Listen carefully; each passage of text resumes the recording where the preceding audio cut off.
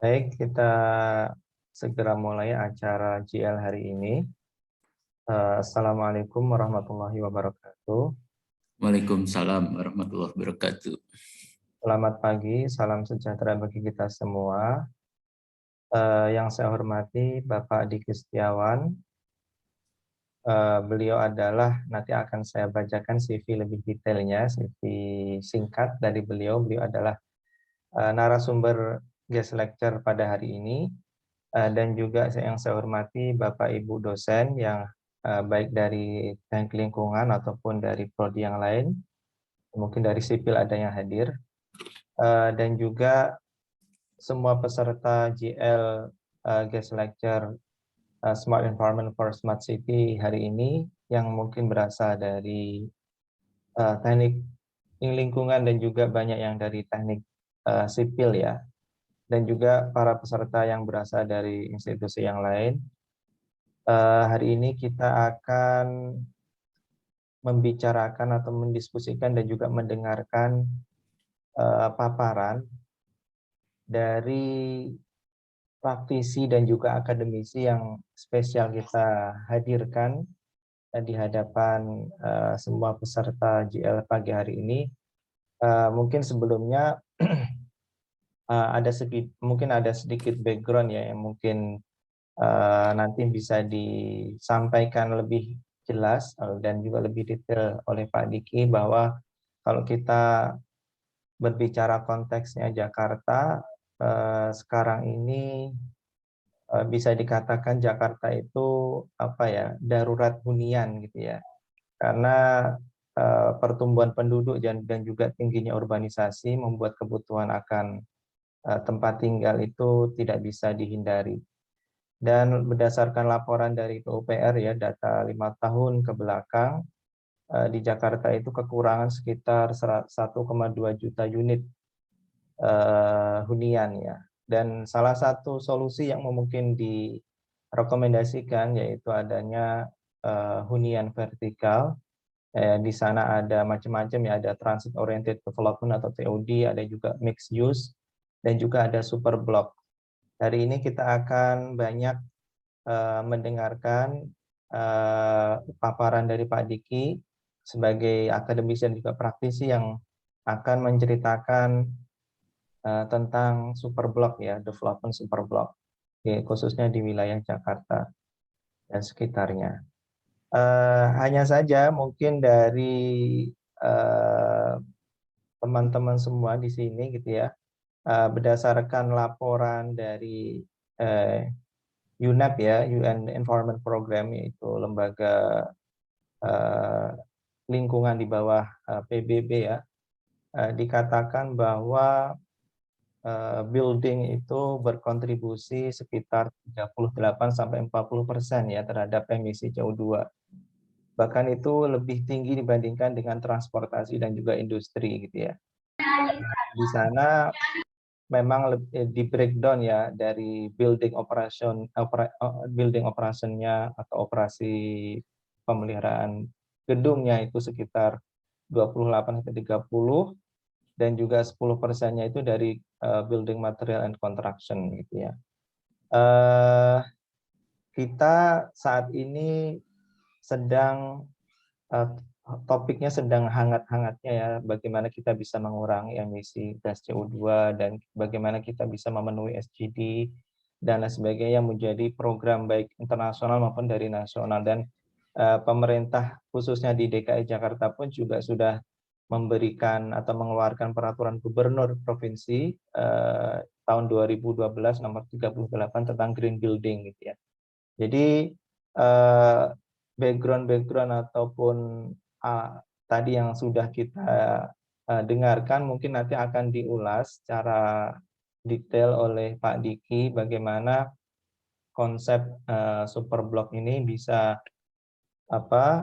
memenuhi kebutuhan, tapi di satu kebutuhan hunian, tapi di satu sisi juga tetap memperhatikan lingkungan seperti itu. Jadi nanti kita akan mendengarkan penjelasan lebih lanjut dari Pak Diki. Sebelum kita mulai paparan dari Pak Diki, saya akan sedikit membacakan CV beliau. Jadi nama lengkap beliau Pak Diki Setiawan.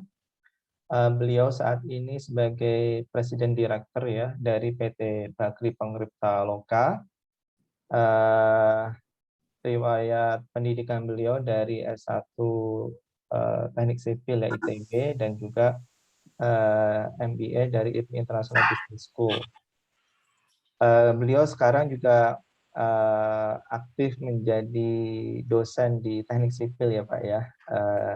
Jadi nanti kita bisa mendengarkan dari aspek akademisi dan juga aspek praktisi karena beliau sebagai orang di lapangan juga sebagai yang punya pengetahuan yang sangat luas terkait masalah pengembangan Superblok ini. Karim Benzema. Oke,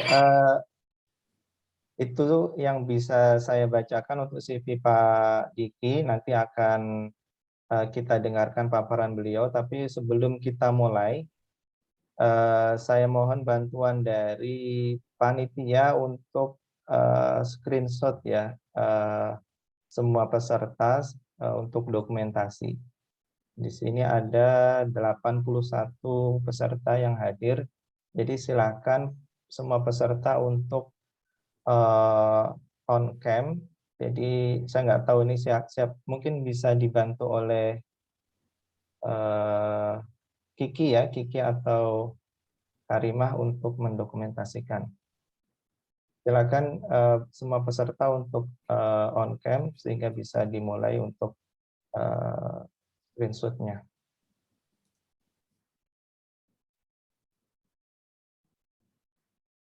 Silakan diberikan aba-aba.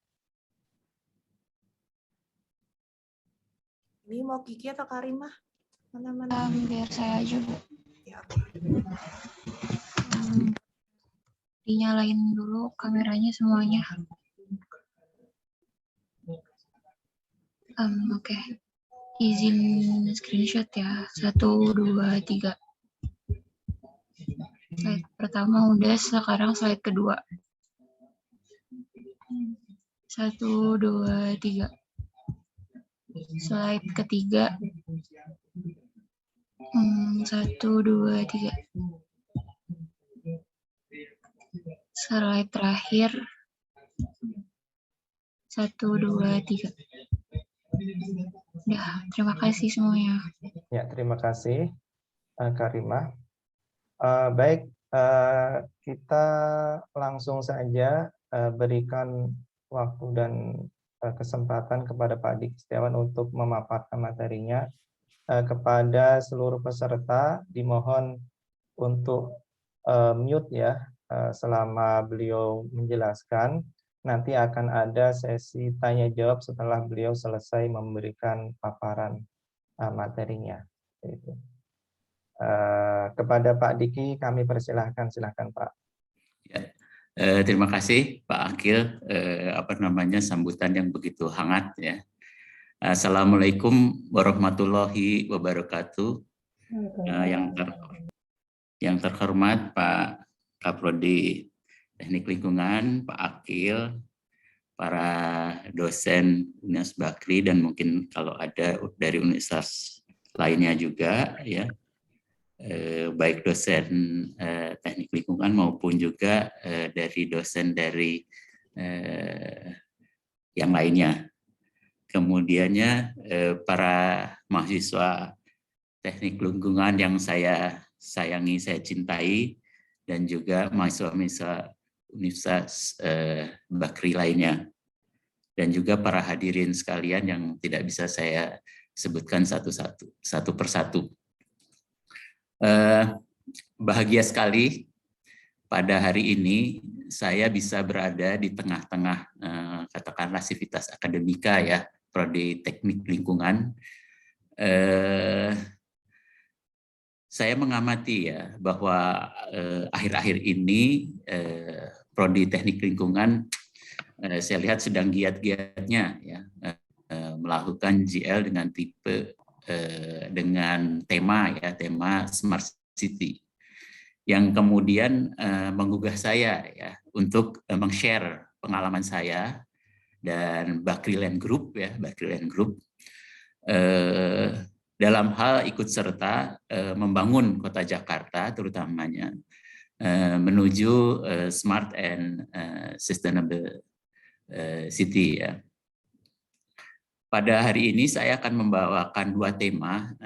Yang pertama ya, saya akan menunjukkan kepada para mahasiswa dan hadirin sekalian tentang kelebihan konsep superblok ya dalam menuju smart city ya, dan memecahkan problem smart growing city ya. Dan di tema kedua saya akan menunjukkan lebih detail ya tentang perencanaan dan pelaksanaan pembangunan gedung ya. Dalam ini adalah affordable vertical residence ya. Jadi hunian terjangkau, rusun ya, rumah susun dengan harga terjangkau yang menggotong konsep green building. Selain konsep-konsep yang akan saya uraikan di atas, yang mungkin lebih penting bagi saya adalah saya sebagai insan Bakri, ya, sebagai salah satu dari direksi di kelompok usaha Bakri, ya, sesuai dengan tagline Universitas Bakri, ya, experience the real thing dan atau experiential learning. Ingin membagikan experience saya sebanyak-banyak mungkin kepada para mahasiswa sekalian. Seperti diketahui, saya bekerja di kelompok usaha Bakri itu sudah 20 tahun. Ya, cukup panjang, cukup banyak pengalaman saya. Baik pengalaman yang baik maupun pengalaman yang buruk. Yang baik tentunya sepatutnya dicontoh ya, untuk selanjutnya dilanjutkan, diterapkan oleh para mahasiswa generasi penerus, baik yang nanti akan bekerja di kelompok usaha Bakri maupun juga bekerja di grup yang lainnya ataupun menjadi entrepreneur ya. Tentu dan pengalaman buruk ya mungkin nanti bisa terlihat ya, jangan dicontoh, jangan diulangi ya, atau dijadikan ya contoh supaya tidak diulangi ya. Oke, ya saya akan menerangkan dua topik ini ya secara teknis, dan juga akan saya ceritakan juga story behind ya, karena saya berharap para mahasiswa juga belajar dari story behind, karena itu prinsipnya dari experiential learning adalah begitu ya. Kalau mungkin secara teori mungkin bapak-bapak dosen di teknik lingkungan pasti lebih saya ya secara teknik ya. Tapi mungkin secara experience ya, karena bagaimanapun juga 20 tahun di kelompok usaha Bakri itu lebih lama daripada Universitas Bakri ya, yang Universitas Bakri baru 10 tahun lebih ya, baru 10 tahun lebih. Jadi juga saya juga akan sedikit mengulas mengenai bisnis aspek ya, karena menurut saya ya selain environment sustainability, business sustainability juga sangat penting ya. Kalau enggak bisnisnya tidak berjalan, jadi semua rencana-rencana kita atau idealisme kita akan berhenti juga gitu ya. Oke, saya masuk ke materinya saja. Izinkan saya share screen sebentar ya. Oke. Itu kata hari ini ya. Jadi kita lihat kecenderungan perkembangan penduduk di dunia ya. Di dunia, dari sini kita bisa lihat ya bahwa yang hijau ini, grafik yang hijau itu menggambarkan jumlah populasi dunia yang tinggal di urban ya, di kota ya, dibanding dengan yang warna orange yang di bawah ini yang tinggal di daerah rural ya, di pedesaan ya. Kita lihat bahwa semakin ke sini ya, semakin ini dari 2030 ya, mulai dari 2010 ya, dari ini makin banyak orang-orang yang tinggal di kota ya. Ini kenyataannya. Apa namanya, kecenderungan dunia adalah demikian ya. Kita lihat kalau mamanya secara angka ya, kita lihat ini posisi Indonesia ya, posisi Indonesia bahwa di tahun 2003 ya, yang tinggal di urban, di kota ada 100 jutaan ya. Di tahun 2030 diperkirakan akan 187 juta yang akan tinggal di kota ya, dari 45% menjadi 67% penduduk Indonesia akan tinggal di daerah perkotaan ya. Ini berdasarkan perkiraan. Oke. Dan tadi juga sudah disampaikan oleh Pak Akil ya, mengenai perkembangan populasi di Jakarta ya. Ini dilihat bahwa kecenderungannya naik terus ya, naik terus sehingga di tahun 2018 ini penduduknya sudah menjadi 10 juta lebih. Mungkin sekarang 2020 mungkin 11 jutaan ya kira-kira ya. Yang jelas populasi penduduk Jakarta naik terus. Nah, apakah Jakarta siap ya untuk menghadapi pertambahan penduduk ini ya? Pada kenyataannya adalah demikian ya, apa namanya, uncontrolled development ya. Ini mungkin gambar-gambar yang biasa para mahasiswa lihat ya di sehari-hari di kota Jakarta ya. Pembangunan perumahan yang tidak terkontrol ya. Kemudian juga macet ya, macet. Ini karena sekarang mungkin agak berkurang karena ada pandemi dan PPKM ya, tapi kalau mamanya sudah berakhir ini akan kembali lagi ya, posisinya demikian. Kemudian juga ini ya, apa namanya, air pollution ya, polusi udara ya, tadi juga udah disinggung oleh Pak Akil ya, kondisi ini. Kemudian juga ini apa namanya ya, tadi bicara mengenai traffic jam ya, kemacetan ya. Di sini disebutkan bahwa karena traffic jam itu ada apa namanya, waste fuel ya, bahan bakar yang terbuang sekitar 10,7 triliun per tahun ini ya. Kemudian juga loss of productive time ya, karena apa namanya, lama-lama di jalan itu kerugiannya kira-kira diperkiraan 9,7 triliun. Health cost ya, karena ada polusi dan sebagainya 5,8 triliun dan lain-lainnya lah ya, sehingga total apa namanya, kerugian akibat macet ya diperkirakan sekitar 88 triliun. Ini berdasarkan studi yang dilakukan oleh Dr. Firdaus Ali ya.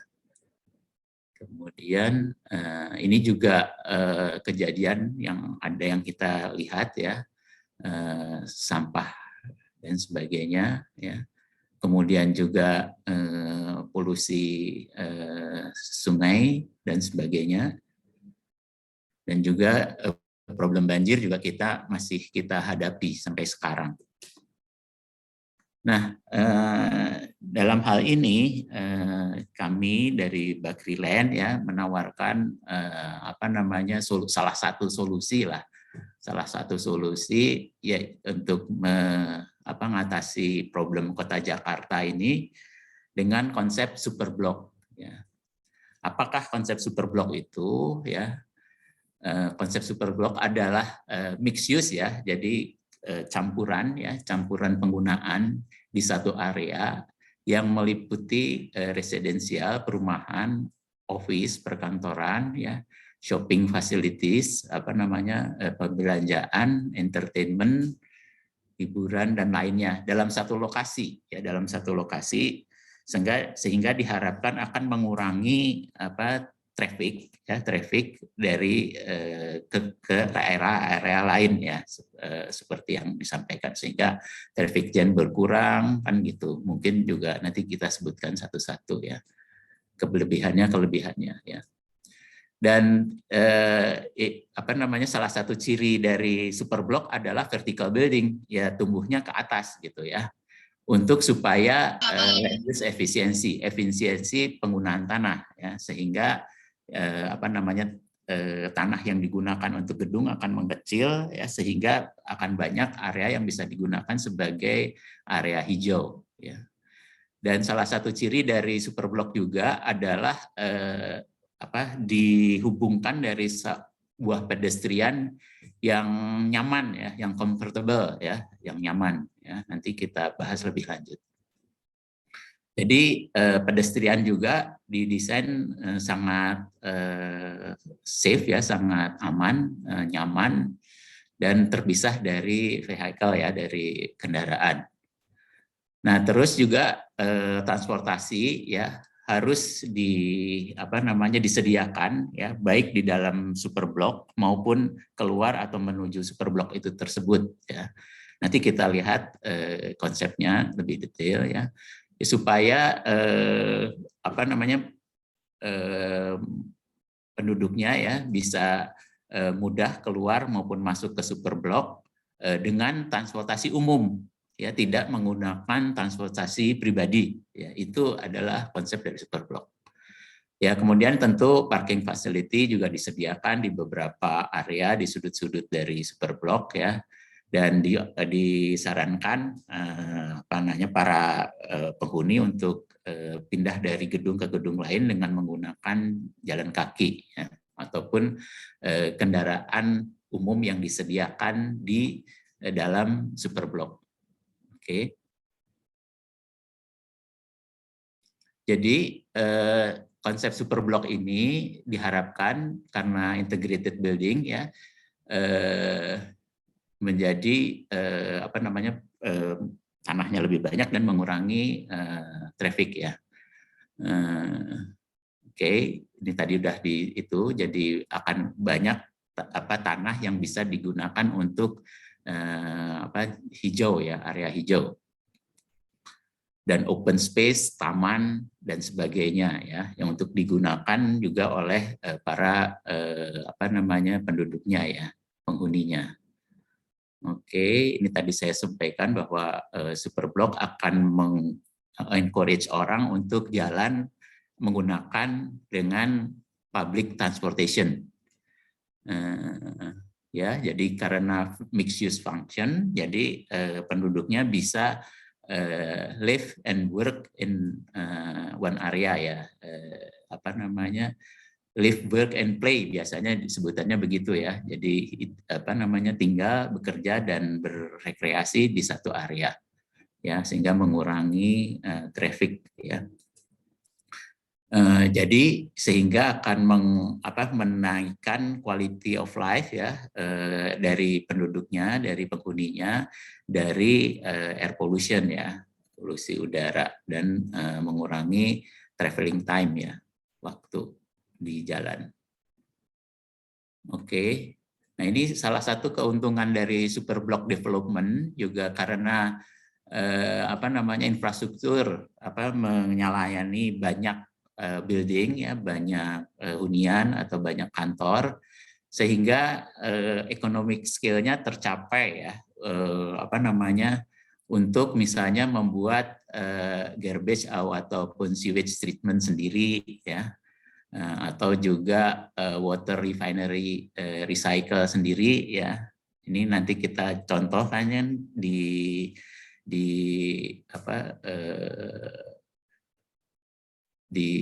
Rasuna Epicentrum itu kan sudah ada ya, water refinery ya.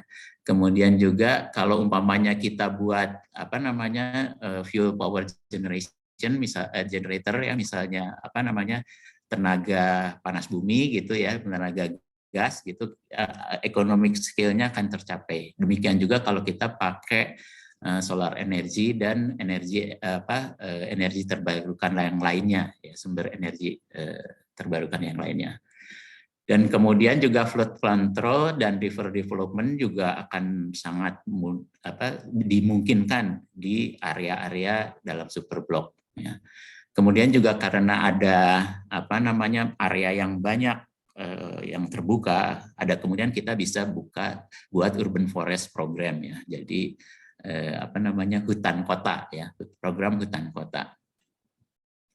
Dan juga dengan konsep super block yang self sufficiency ya, mandiri, juga membuat pemerintah kota bisa konsentrasi ke tempat yang lain ya, karena nggak perlu memikirkan lagi super block seperti ini, karena sudah dipikirkan oleh developer seperti kami dari Bakri Land Development.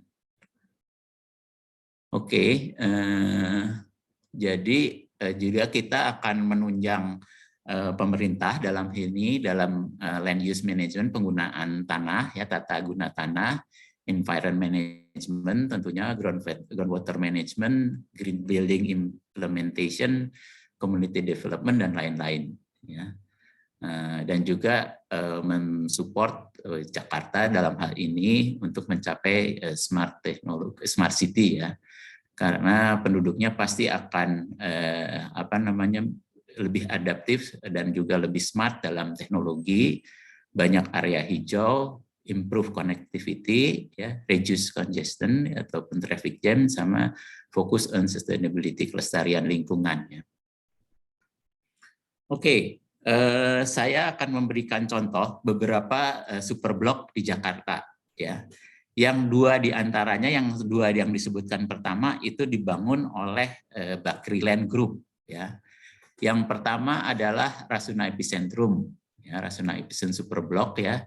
Di sini bisa dilihat bahwa ada Bakri Tower, ada Convergent, ada Menara Bakri dan lain-lainnya ya. Areanya 54,7 hektar ya. Di sini juga dulu pernah akan ada konsep tol dan sebagainya. Nanti akan saya bahas satu-satu. Ya, Taman Rasuna ada 18 tower, 4.250 unit ya, dan sebagainya. Nanti akan kita tinjau satu-satu ya. Story behind investment 1,7 miliar dolar ya. Dan yang kedua ya, superblok yang kedua yang di Jakarta ini juga dibangun oleh Bakri Land Group bekerja sama dengan Perumnas ya. Ini letaknya di Pulau Gebang, Jakarta Timur. Areanya 47 hektar ya. Sekarang namanya Sentra Timur Superblok. Waktu dulu mau juga dibuat nama Perumnas New Town ya. Ini nanti kita lihat satu-satu ya. Inilah ininya. Kemudian juga ada nih Podomoro City ya, CBD Pluit, Kemang Village ya, itu juga contoh-contoh dari superblok ya. Ciputra Wood, Casablanca, St. Maurice dan sebagainya. Ya. Oke, saya akan bahas satu persatu mengenai superblok yang dibangun oleh Bakri Land Group ya. Nah ini karena ini yang membangun saya, jadi saya tahu dari sejarah awalnya ya. Jadi ini ya terdirinya dari ini ya. Jadi di sini bisa lihat bahwa terdiri dari mixed use ya. Ada perkantoran, ada residence, ada shopping center, ada hotel, ada sekolah ya, ada sport ya. Waktu dulu pernah mau ada concert hall, ada mosque juga, ada hospital, ada parking area, food court, restoran, convention center juga akan dibangun juga ya di Rasuna Epicentrum. Oke, ini adalah master plan-nya, ya, master plan-nya dari Rasuna Epicentrum. Ya. Nah ini visioning-nya demikian ya. Perlu saya sampaikan di sini bahwa ini arsitek atau konseptor dari Rasuna Epicentrum adalah waktu dulu beliau arsitek ya, sekarang jadi gubernur, sebelum jadi gubernur jadi wali kota, yaitu Bapak Ridwan Kamil ya, yang dulu dia adalah arsitek yang ternama di Indonesia ya, Urbane waktu dulu PT-nya ya.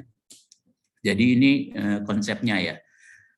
Sedikit cerita mengenai Pak Ridwan Kamil ya, ini kan ada story behind ya. Beliau itu dari zaman dulu, ini waktu dulu sebelum beliau jadi wali kota ya. Jadi saya balik dulu ke Rasuna Epicentrum ya. Rasuna Epicentrum itu dibuat nama Restituta Indonesia kira-kira tahun 2005-2006 ya.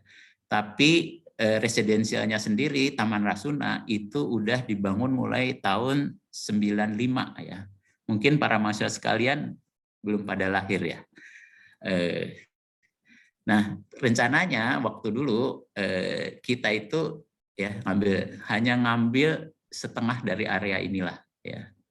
Setengah dari area ini. Kemudian pada saat kita mau membangun, kita panggil beberapa arsitek. Masuklah Pak Ridwan Kamil di sini ya, Pak Emil panggilannya Pak Emil. Terus beliau dengan karena dari dulu udah kelihatan kalau beliau itu selain arsitek yang baik ya, yang bisa bersaing dengan arsitek internasional, juga beliau pandai meyakinkan orang ya. Sehingga pada saat itu bisa meyakinkan Bakri dalam hal ini Pak Nirwan ya, yang tadinya kita mau ngambil setengah dari area, jadi ambillah semua area itu ya, yang membuat kami para direksi KUB bingung juga gimana cara menyediakan uangnya gitu ya. Alhamdulillah bisa ya Pada dulunya waktu dulu itu Rasuna Epicentrum yang sekarang itu adalah driving range ya untuk golf ya, driving range untuk golf ya. Dari asuransi Bumi Putra ya waktu dulu, punyaan asuransi Jiwa Bumi Putra, kita beli dari sana ya. Jadi yang tadinya kita mau beli setengah dengan partneran sama orang lain, sehingga beberapa pembicaraan itu Pak Emil bisa meyakinkan Pak Nirwan dengan cerita bahwa Pak harus dibeli semuanya supaya gedungnya bisa saling berbicara, katanya gitu, berkomunikasi. Saya juga nggak tahu waktu dulu kok bisa gedung berbicara ya. Ternyata maksudnya adalah integrated system ya, sehingga masuklah Superblok ini dan Superblok ini.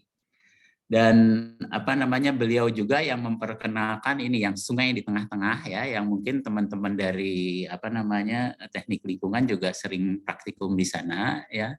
Dulu sungai di situ ada sungai kotor ya, nanti saya lihat gambarnya waktu dulu sebelum sebelum ada Epicentrum, yang kemudian beliau bisa meyakinkan kami semua bahwa Pak, kalau kota-kota yang bagus, sungai itu ditaruh di depan. Waktu dulu sungai itu ditaruh di belakang ya, zamannya, dan mungkin juga sekarang juga masih ya, banyak sungai ditaruh di belakang di tempat pembuangan kita ya. Nah ini ini waktu dulu kita berubah secara drastis ya, yang tadinya sungai konsepnya di belakang menjadi di depan ya, tentu dengan beautifikasi dari sungai tersebut ya. Sehingga waktu dulu kita ditunjukkan sama Pak Ridwan Kamil, ini loh Pak, kalau di luar negeri yang bagus ini ya. Jadi kita juga sempat meninjau ya, yang jadi inspirasi kita adalah Clark Quay ya, Clark Quay di Singapura. Jadi kalau nanti teman-teman mahasiswa ke Singapura, silahkan mampir di Clark Quay, memang indah sekali ya. Kemudian juga Shinsei Bashi Shopping Street ya, di Osaka ya, di Osaka di Jepang. Jadi nanti kalau para peserta Sakura Exchange ya kan, mahasiswa teknik lingkungan banyak yang ikut. Nah nanti minta ke Pak Pak Akil, Pak ke Osaka dong, mampir ke Shinsei Bashi Shopping Street ya. Itu bagus sekali ya, itu jadi inspirasi kita. Ya kalau nanti nggak sempat ke Osaka, ke Tokyo ada Roppongi Hills namanya di situ, itu juga termasuk inspirasi kita. Ya.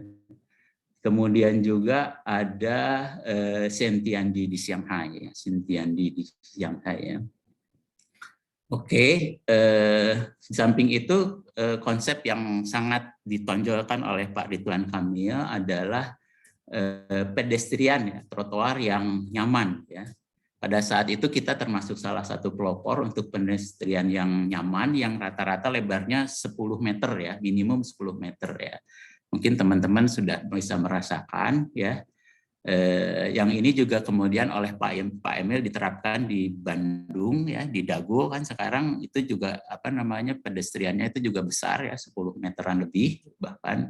Kemudian juga sekarang diterapkan di Sudirman dan Tamrin ya. Tapi pada saat itu 2005 ya kita termasuk yang awal-awal buat pedestrian yang lebar-lebar seperti yang sekarang para mahasiswa nikmati ya. Nikmati. Oke. Nah, ini adalah gambar-gambar ya. Saya ingin nyontoh Pak Emil. Kalau Pak Emil presentasi ya berdasarkan gambar-gambar, saya juga ya. Ini adalah Taman Rasuna ya, yang waktu dulu tahun 95 dibangunnya ya. Sampai sekarang ada 4.000 tadi berapa jumlahnya, juga di sini juga ada Aston ya. Kemudian juga ada Pasar Festival ya, Plaza Festival tempat para mahasiswa sekalian berada dan juga klub. Ya, ini waktu dulu tahun 2000 saya ada, saya join 2002, ini udah ada. Ya. Nggak, ding, ini Aston saya bangun ini, Aston. Ya. Waktu dulu gedungnya udah ada, apartemen, kemudian saya rubah jadi hotel ini, Aston. Ya. Nah ini yang konsep tadi, yang pedestriannya nyaman ya, 10 meter, ini konsepnya khasnya Pak Emil ya. Kemudian ini juga sungai yang tadinya kumuh, sekarang jadi demikian indahnya. Taman di tengah juga bagus sekali ya.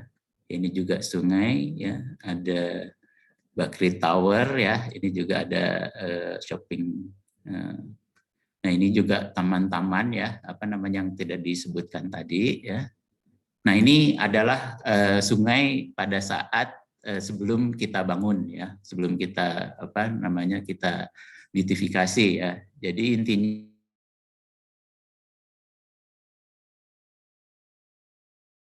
di kiri kanan, kemudian yang kotor itu kita saring, kemudian kita masukin ke yang di tengah itu ya. Mungkin mahasiswa teknik lingkungan lebih tahu dari saya sekarang kondisinya ya, karena sering praktikum di sana kan ya.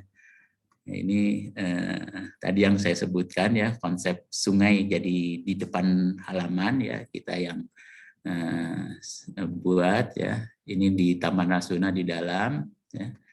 Nah ini epicentrum tempat kita belanja ya. Di situ kita konsep ultimate outdoor experience ya. Nah ini salah satu kelebihan dari ini story behind juga. Kalau para mahasiswa amati ya, di situ gedung bioskopnya terletak di ground floor ya. Itu berbeda dengan kebanyakan mall di Jakarta dan di Indonesia. Kebanyakan gedung bioskopnya ditaruh di paling atas ya, supaya sebelum masuk mall, masuk ke gedung bioskop harus jalan-jalan dulu ke mall ya. Sementara di sini konsepnya adalah kita meniru di Kodak Theater itu di Los Angeles ya, tempat orang biasa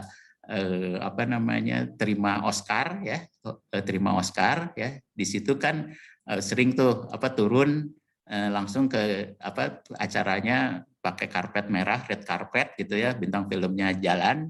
Nah ini juga memang waktu dulu konsepnya, waktu dulu gedung bioskopnya untuk yang perdana, gala dan sebagainya. Dan ini beberapa kali juga sebelum pandemi ada banyak yang penayangan perdana di area bioskop ini ya. Jadi kalau SBY, Jokowi, JK ya seringlah beberapa kali datang ke tempat untuk menghadiri tayang perdana film-film, termasuk juga Insan Film banyak mengadakan acara ya. Kalau mamanya teman-teman sekalian, Punjabi Bersaudara, Manoj Punjabi dan sebagainya sering mengadakan acara di daerah sini. Tercapai cita-citanya kita untuk membangun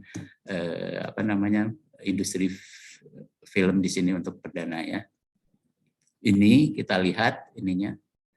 Nah, terus ini ini adalah di belakang ya, The Wave Residence ya, dengan konsep Where Life Goes Green ya.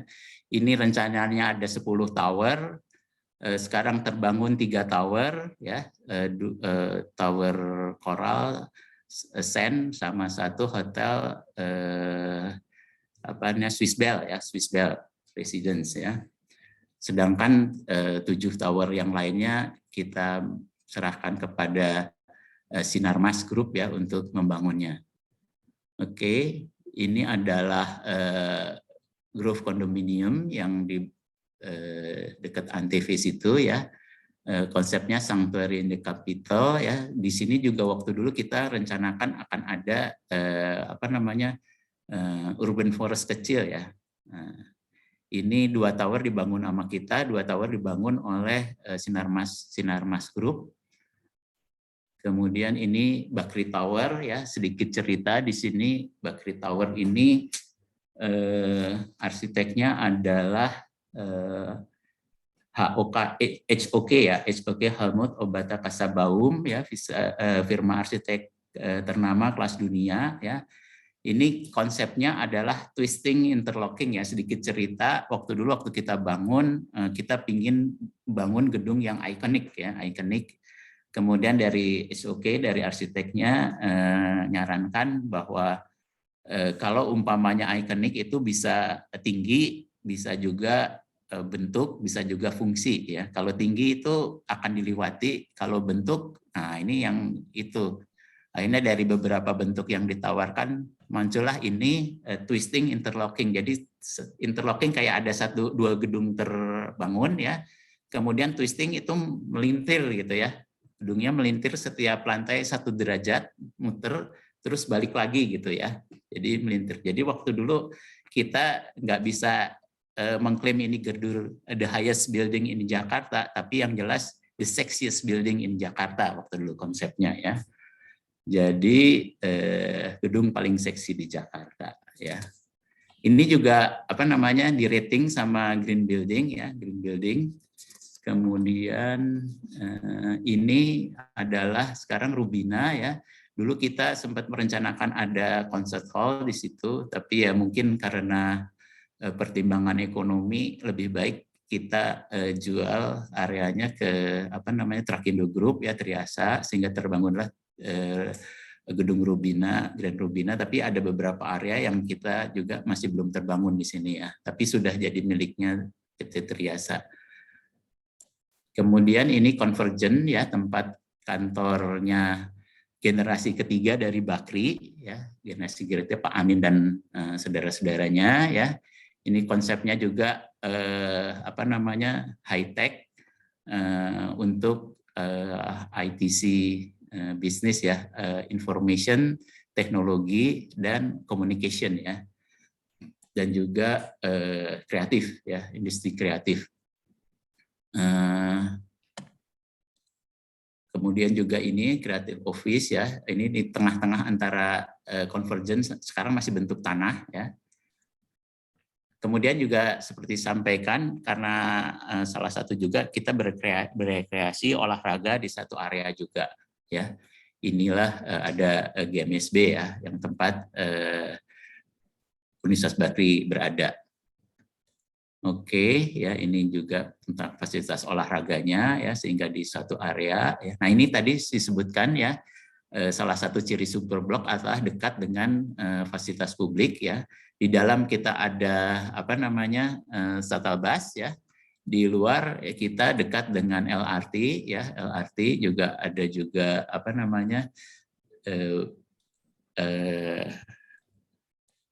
bus juga, ya, bus Transjakarta, ya.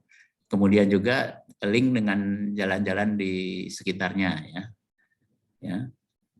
Oke. Ini adalah yang di metode-metode transportasi lainnya. Nah, ini kalau ingin tahu Pak Ridwan Kamil zamannya masih jadi arsitek, belum jadi wali kota, ya. Inilah, ya. Ini Pak Ridwan Kamil, saya yang ini. Ini Pak Ridwan Kamil, saya di sini, ya. Jadi ini sedikit intermezzo. Nah, tentu para mahasiswa sekalian bertanya-tanya, wah, ini Rasuna Epicentrum sudah demikian terbangun, ya banyak yang sudah juga dijual ke pihak lain, gimana ke depannya gitu. Jangan khawatir ya, karena kompleks GMSB tempat Universitas Bakri berada, ya umurnya sudah 25 tahun ya, 25 tahun. Kita itu kan kerjasama dengan Pemda DKI, itu punya hak kita itu 47 tahun, sudah 25 tahun. Nah, ini udah waktunya kita refurbish ya, kita ganti konsepnya. Ya, ini konsep barunya ya, masih olahraganya tetap dipertahankan, ditambah juga dengan perkantoran, hotel, dan juga apartemen ya. Dan juga tidak ketinggalan akan ada Universitas Bakri di situ ya, gedung sendiri yang sudah kita dambakan sama-sama. Ini gambar dari Universitas Bakri ya. Oke, yang berikutnya Superblok yang satunya lagi adalah Sentra Timur ya. Tapi untuk Sentra Timur ini ada lebih baik saya masuk ke topik satunya lagi, yaitu affordable building ya, residensial. Silakan kalau umpamanya sebelum saya masuk ke topik berikutnya, kalau ada pertanyaan silahkan sambil saya mempersiapkan untuk materi berikutnya ya. Silahkan. Ya, silakan para peserta apabila ada yang ingin ditanyakan bisa menanyakan langsung kepada Pak Diki atau bisa menuliskan di chat ya.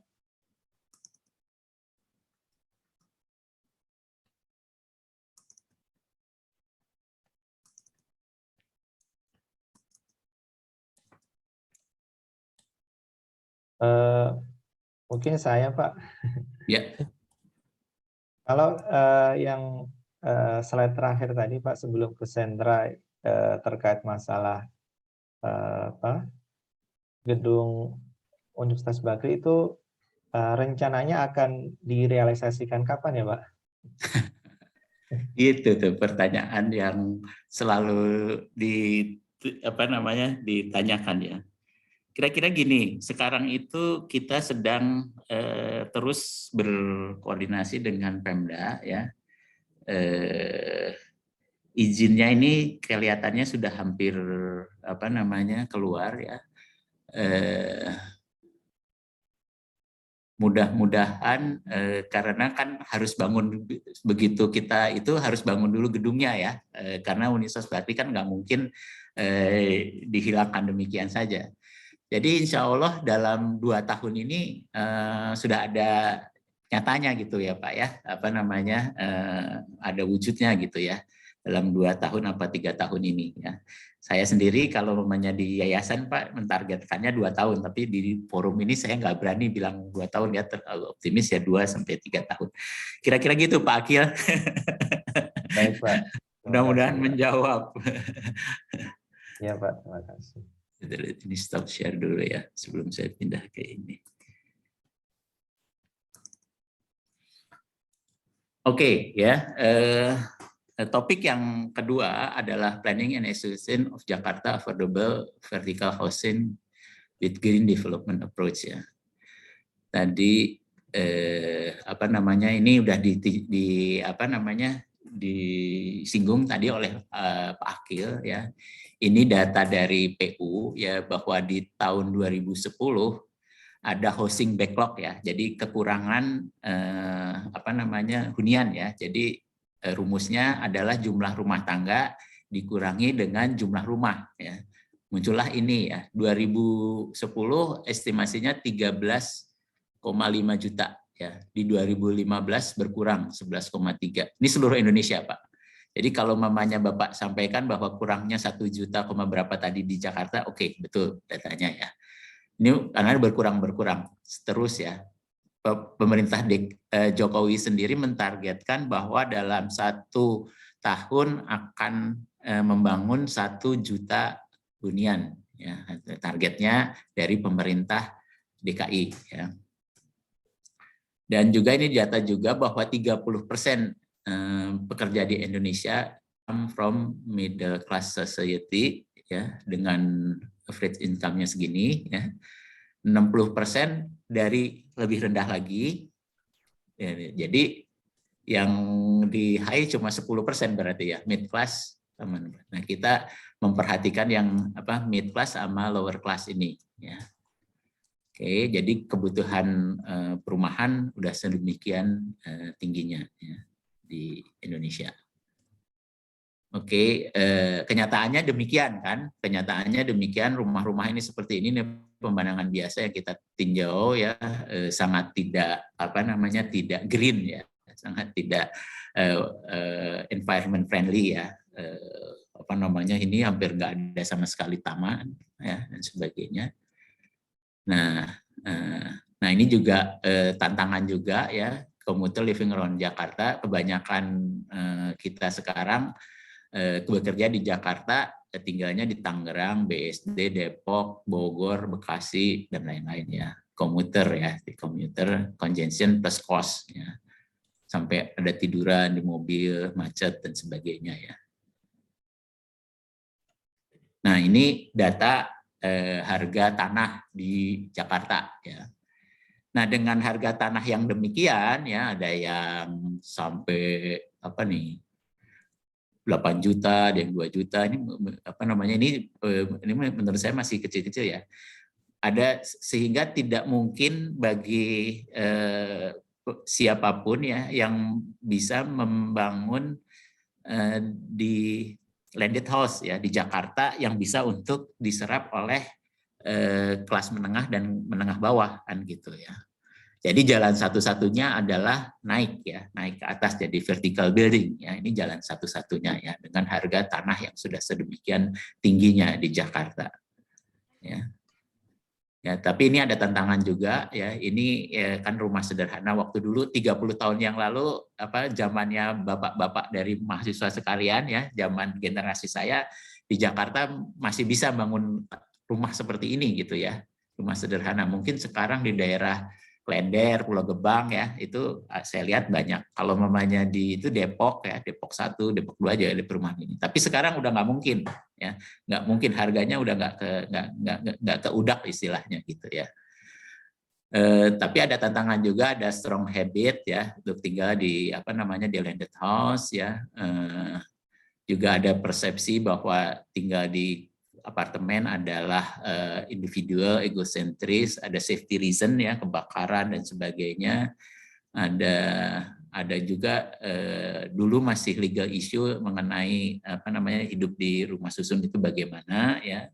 Sekarang mudah-mudahan insya Allah makin ngerti ya bahwa di rumah susun juga ada sertifikat hak miliknya gitu ya, namanya SHRMSS ya, sertifikat hak milik atas satuan rumah susun ya, sehingga sama seperti landed house ya, punya baset yang dikeluarkan oleh BPN juga, Badan Pertanahan Nasional ya.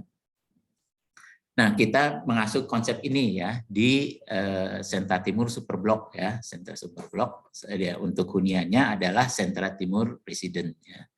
Di sini ada 11 tower ya, yang sudah selesai itu ada 7 tower ya, 7 tower ya. Semuanya kalau mamanya akan huni sekitar 6.000 apa 7.000 unit, 4.319 unit ya. 4.300 unit. Oke, ini konsepnya ya. Jadi ada olahraga, ada futsal, dan ada sangat hijau ya, sehingga banyak area-area yang bisa digunakan untuk hijau. Oke, nah ini yang sekarang sudah terjadi adalah demikian. Ya. Nah ini juga yang terbangun sekarang adalah demikian ya. Ini foto, ini bukan gambar, ini foto. Nah, jadi konsep yang kita usung adalah 3 green ya, green design, green construction, sama green operation, green attitude ya. Jadi kenapa disebut green design? Karena located in integrated superblock dengan kelebihan-kelebihan yang sudah saya sampaikan tadi ya. Building orientation-nya nanti kita lihat ya. Jadi yang namanya green building itu kan diusahakan nilainya bagus kalau konsepnya itu utara selatan ya, tidak barat timur. Ya mungkin teman-teman apa namanya teknik lingkungan menguasai ini ya. Karena kalau barat timur berarti kena sinar matahari langsung kan gitu. Nah kalau mamanya utara selatan kan tidak langsung ya. Jadi mengurangi AC ya, mengurangi AC. Yang ini mungkin AC ini salah satu yang mungkin tadi disampaikan bahwa building penyumbang carbon emission yang paling tinggi ya. Tadi yang disampaikan oleh Pak Akil ya, sehingga dengan orientasi billing utara selatan, jadi apa namanya penggunaan AC bisa dikurangin. Ya. Kemudiannya green open area, ya kemudian comfort with air conditioning, ya ini juga kita disampaikan. Nanti kita lihat gambar-gambarnya. Air circulation-nya nyaman, ya, natural lighting ya kebanyakan dari apa namanya cahaya alami, ya. Gathering area, nanti ada fotonya ya. Ini untuk mengantisipasi bahwa masyarakat Indonesia masih senang ngobrol ya antar tetanggaan gitu. Reuse water sama infiltration well ya. Nanti semua gambar. Green construction-nya nanti ini buat teman-teman sipil yang lihat ya. Pakai borpa ya, apa namanya fondasi yang menurut kami paling ramah di lingkungan yang bisa diterapkan ya. Kemudian precast concrete slab nanti saya jelaskan lebih lanjut ya dengan gambar optimizing local resources, emission testing, project waste control dan water quality. Terus kemudian green operation, local wisdom ya, notice training corporate social responsibility. Kita lihat satu-satu gambarnya ya, ini within integrated block ya. Meskipun saat ini sudah terbangun residensial, ada beberapa perkantoran kita buat di situ ya, ruko ya, kita buat ruko supaya bisa di satu area. Dan paling enaknya itu di bawah di lokasi ground floor itu banyak sekali retail ya. Jadi apa namanya orang-orang nggak perlu lagi ya, lengkap retailnya, ada restoran, ada apa namanya bank, ada laundry, ada macam-macam lah ya, semuanya ada di situ sepertinya ya. Kemudian ini konsep dari apa super bloknya ya, ini adalah Sentra Timur ya. Kemudian kita ada rencana buat CBD ya, Central Business District dengan Perumnas. Tapi ya ini pengalaman buruknya ternyata di sana problem tanah itu banyak sekali ya, banyak sekali ya. Di situ juga dekat terminal Pulau Gebang dan di sini ada stasiun kereta juga ya. Jadi konsep trans-oriented development-nya terbangun ya. Saya pernah jalan sama Menteri Dahlan Islan ya, waktu dulu Menteri BUMN untuk membuktikan bahwa dari jalan ini ke sini cukup dekat gitu ya. Tapi ternyata ya memang lebih dari 400 meter sih ya, sehingga kita sediakan apa namanya shuttle bus ya untuk ke terminal ini. Jadi Pak Dahlan Islan Menteri pada saat itu bilang, "Dek, masih terlalu panjang Dek," katanya gitu. Ya udah, nanti Pak kami ada shuttle bus kok. Oh iya ya, terima kasih katanya gitu ya. Jadi konsep transport oriented development ya. Ini tadi saya sampaikan ya, ini adalah apa namanya bentuk gedungnya ya. Jadi utaranya di sini, selatannya di sini, baratnya timurnya di sini, baratnya di sini. Jadi gedung-gedung ini ya orientasinya adalah utara selatan. Meskipun ada juga yang barat timur ya, tapi kebanyakan di utara selatan. Oke. Kemudian ini green open area bisa kita lihat ya, banyak sekali taman ya, sangat beda sekali dengan hunian.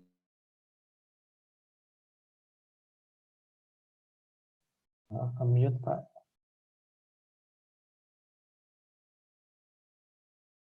Pak Diki mute.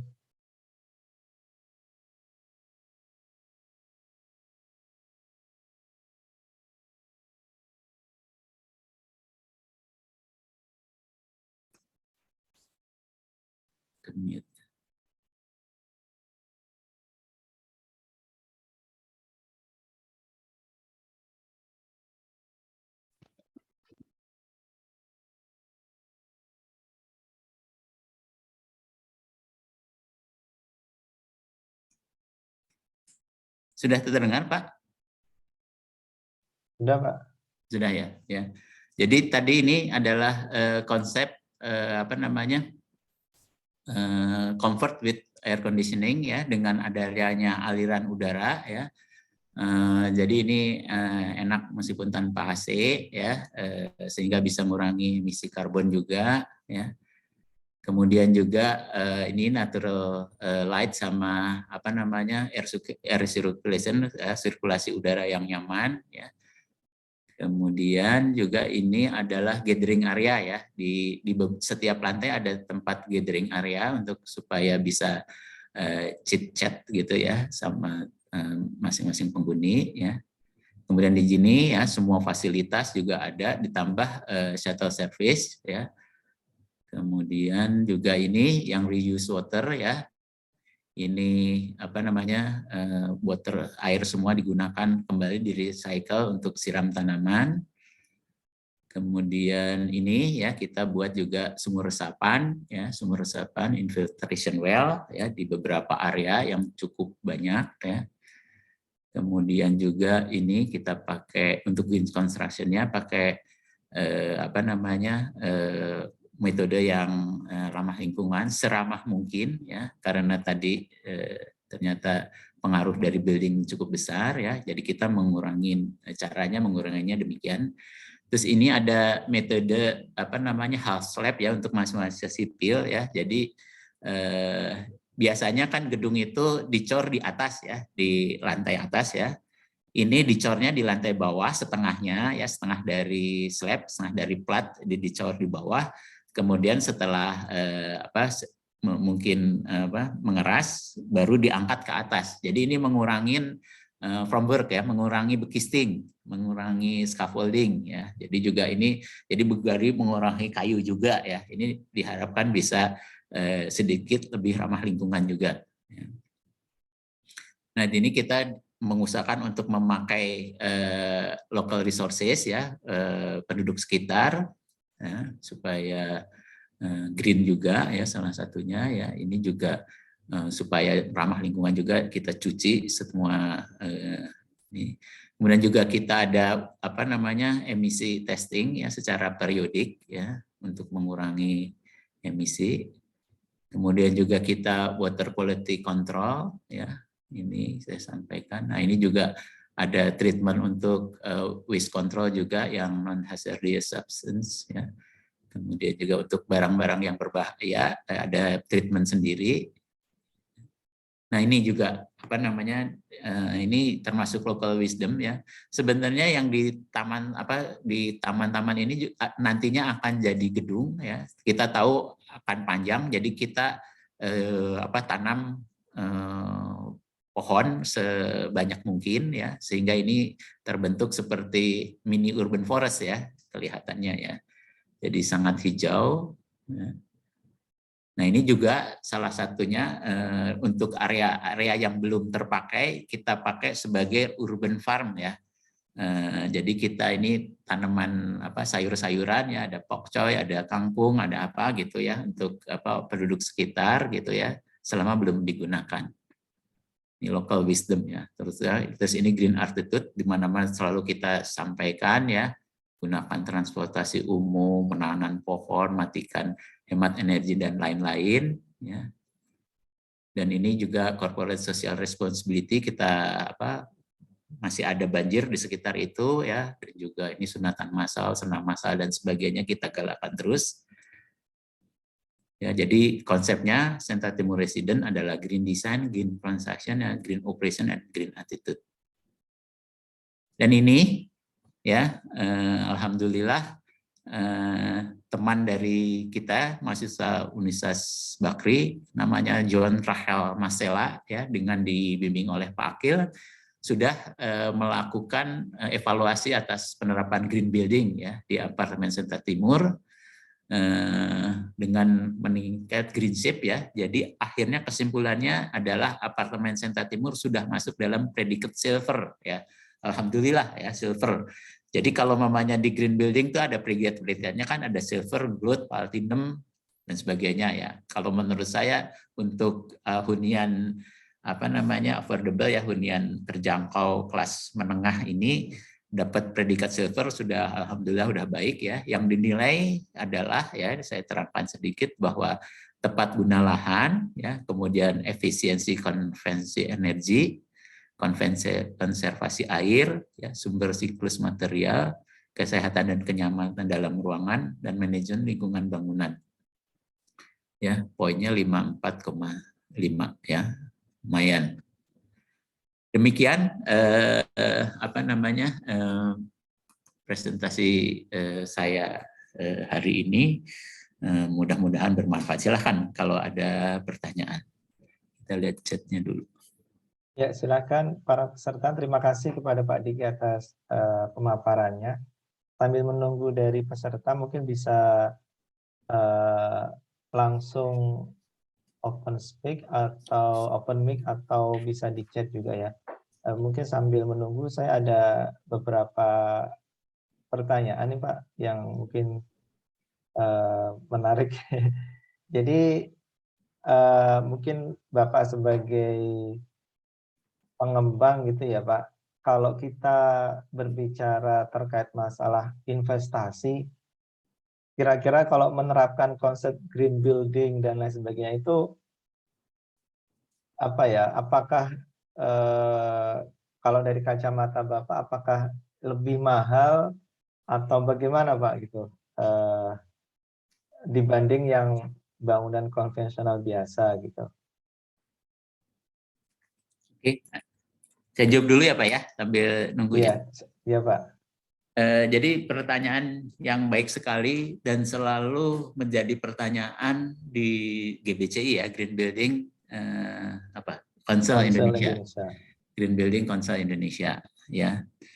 Karena berbeda dengan di Singapura ya dan di negara-negara modern ya. Saya juga sering juga berbicara dan ikut serta dalam seminarnya. Di Singapura itu selalu ada insentif ya kalau dapat green building ya, apakah platinum dapat apa itu dan sebagainya. Nah di Indonesia ini selalu jadi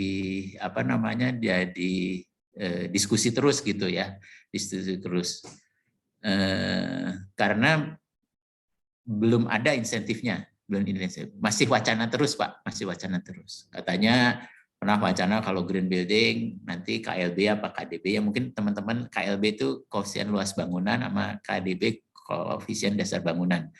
Ya, jadi KDB itu area yang bisa dibangun dalam satu lahan gitu ya, namanya KDB.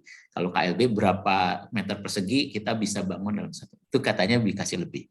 Tapi masih wacana terus. Jadi kalau back pertanyaannya untuk pengembang,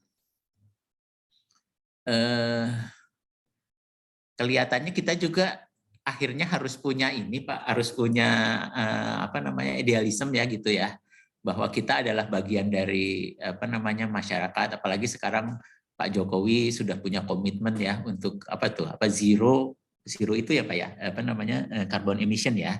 Nah, kita juga kan berusaha untuk mensupport juga ya, caranya dengan ini ya. Mungkin kalau misalnya gedung ya, penyewa luar negeri appreciate ini ya. Kalau green, kalau di Jakarta belum ya. Penyewa lokal nggak begitu peduli. Tapi untuk dijadikan bahan ini bahan semakin menarik gitu ya, kalau green oke juga gitu Pak, banyak yang jadi bahan nilai lebih. Marketing gitu ya Pak. Marketing. Kalau berbicara masalah return of investment apa dan sebagainya, belum pernah Pak saya ngadakan itu gitu ya Pak ya. Research event seperti ini yang seperti Bapak saya lakukan karena mahasiswa yang punya ini saya senang sekali gitu ya. Karena kalau mamanya saya mensertifikatkan di GBCI, belum tentu uangnya mungkin banyak ya, returnnya saya nggak dapat gitu. Tapi dengan ini wah saya udah tahu loh ternyata kita dapat silver gitu ya, apa namanya, mungkin juga bisa ditujukan ke apa namanya calon pembeli dan sebagainya. Itu mungkin Pak. Jadi saya sendiri belum dapat hints ya gitu ya. Apakah ini apa enggak. Jadi tergantung idealisme dan kadang-kadang juga arsitek, tapi kan selalu Pak apa namanya GBCI kan sama arsitek itu kan dekat sekali ya. Kadang-kadang itu juga jadi jualan gitu buat arsitek untuk meyakinkan kita terhadap building-buildingnya. Kira-kira begitu Pak. Jadi tapi kalau namanya benar-benar return investasinya berapa dan sebagainya belum ada Pak. Gitu. Mungkin itu. Ya, baik Pak. Terima kasih Pak. Ini sudah ada beberapa pertanyaan Pak yang muncul di chat room. Saya bacakan pertama dari Nida. Ini dari alumni TLK nih Pak. Untuk sistem manajemen limbah cair dan suplai air bersih untuk kawasan Superblok di Bakriland seperti apa ya Pak? Apakah ada area khusus untuk IPAL terpusat atau limbah cair disalurkan keluar area Superblok? Kemudian manajemen limbah apakah yang masuk dalam konsep green operation-nya? Terima kasih. Pertanyaan pertama Pak. Mungkin langsung dijawab dulu ya Pak. Oke ya. Kalau sumber airnya kita dari apa namanya air minum ya dari PDAM ya dari Jakarta. Dan berita baiknya kan di kawasan epicentrum ya itu kan udah ada AETRA ya dengan water river osmosis ya Pak ya namanya ya di recycle ya untuk digunakan lagi. Nah, itu udah ada tuh, apa namanya, itu menggunakan salah satu green area di The Wave Residence tuh ya, di belakang ya, kalau namanya tempat AETRA itu sebenarnya di situ adalah taman gitu ya, terus digunakan sebagai water refinery ya. Kalau umpamanya pengolahan air limbah ya di zona epicentrum kan dari PDAL ya, perusahaan daerah pengolahan limbah, PDPAL ya. Nah, itu ada disediakan khusus ya, apa namanya sebagai apa namanya mungkin Bapak-bapak teknik lingkungan juga mengetahui ya. Zamannya saya masuk di bisnis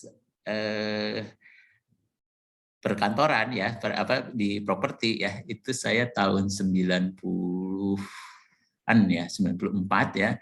Di Sudirman belum ada PDAL, tapi di Rasuna Said ada ya.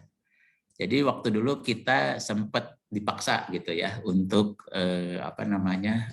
pakai fasilitas itu. Karena pemerintah daerah sudah invest banyak ya di situ. Dan itu yang sekarang ada. Terus kalau umpamanya di green building di Bakri Tower airnya diolah ya pakai water treatment itu ya, terus airnya dipakai untuk cooling tower untuk AC ya dan juga siram tanaman. Demikian juga di Sentra Timur ya, airnya di treatment sebagian dibuang ke kota ya yang sudah ditreatment dengan baku mutu tertentu ya, sebagian dipakai untuk siram tanaman. Demikian. Jadi itu jawaban saya. Jadi untuk IPAL sudah ada PDPAL ya, terus yang air di Bakri Tower di beberapa gedung udah bisa di-recycle untuk dipakai lagi. Ada beberapa gedung juga langsung dibuang ke PDPAL. Kira-kira begitu. Oke, silakan Pak. Pertanyaan berikutnya. Iya Pak, terima kasih. Pertanyaan selanjutnya ini dari Teguh Sandi Wijaya.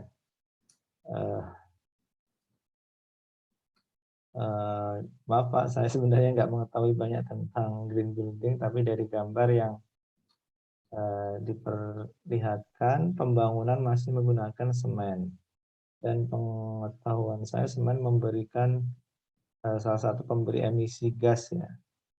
1 kilo semen setara dengan 0,6 kilo CO2. Kira-kira apakah ada pengelolaan untuk semen tindak lanjutnya gitu? Gimana? Ya, so far sih kita pakai semen yang apa namanya yang ada ya di apa namanya di lapangan ya. Biasanya kan kita pakai itu yang sudah bentuk ready mix, Pak, ready mix ya. Tentu apa namanya semen-semen itu juga sudah apa namanya tersertifikasi dan memenuhi syarat-syarat yang ditentukan oleh pemerintah ya kalau itu. Jadi penggunaan semen, beton dan sebagainya. Nah, ini mungkin yang saya ketahui ya, even dari green building konsep juga ya, caranya itu bagaimana kita mengurangi penggunaan bahan, Pak, mengefisiensikan penggunaan bahan. Nah, ini ya ini kita pakai apa namanya konsultan-konsultan yang baik ya gitu, yang bisa pakai apa namanya sehemat mungkin bahan material ya, terutama semen tadi ya. Itu yang mungkin bisa saya sampaikan ya. Misalnya apa namanya di Bakri Tower gitu. Bakri Tower itu kita pakai konsultan yang cukup ternama ya, Wiratman and Associate itu profesor ya. Almarhum adalah ayah dari Ibu Sofia Alisyahbana ya.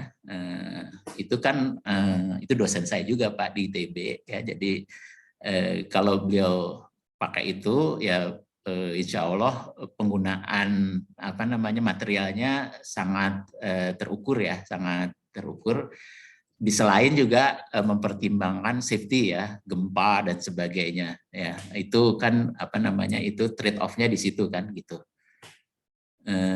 Mungkin sedikit intermezzo ya, kesulitan di Bakri Tower itu ya karena bergerak 1 derajat ya setiap lantai terus kembali lagi ya tempat kampus kita itu, sehingga secara struktur sih mudah ya karena strukturnya apa namanya lurus, cuma platnya aja berubah ya.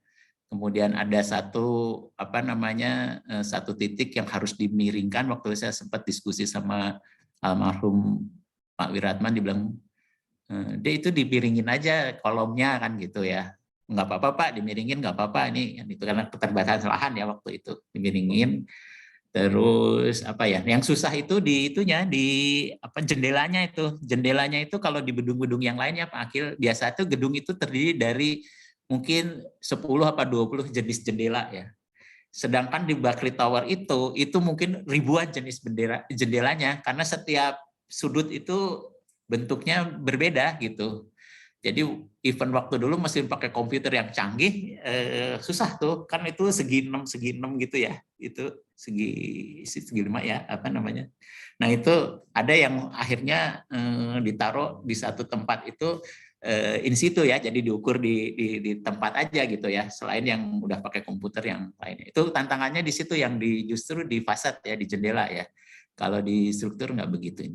Jadi kalau menjawab pertanyaan ini, konsep green building adalah penggunaan material bahan bangunan yang seefisien mungkin ya.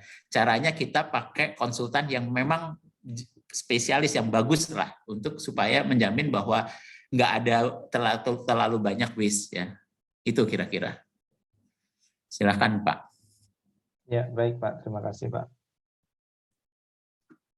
Sebelum saya lanjutkan, pertanyaan selanjutnya mungkin dari Bapak Ibu dosen ada yang ingin open mic.